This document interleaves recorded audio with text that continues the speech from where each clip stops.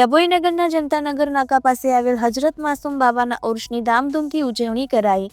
આજરોજ પરંપરાગત રીત મુજબ ડભોઈ જનતાનગરમાં રહેતા પઠાણ અંદાજભાઈના પરિવાર દ્વારા ધામધૂમથી સંદલ કાઢી આલી રસૂલોના હસ્તે માસૂમ બાબાની દરગાહ પર સંદલ શરીફ અર્પણ કરી ઉર્ષની ઉજવણીનું પ્રસ્થાન કરાવ્યું।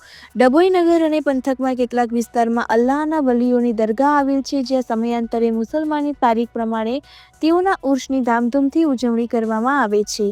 આ પ્રસંગે હિન્દુ મુસ્લિમ શ્રદ્ધાળુઓ દ્વારા ફુલહાર, ફૂલની ચાદર, અત્તર વગેરેનો વિધિવત ચઢાવો કરી વલીઓનો આદર કરી આદરભાવથી પ્રેમથી શ્રદ્ધાસુમન અર્પણ કરાય છે।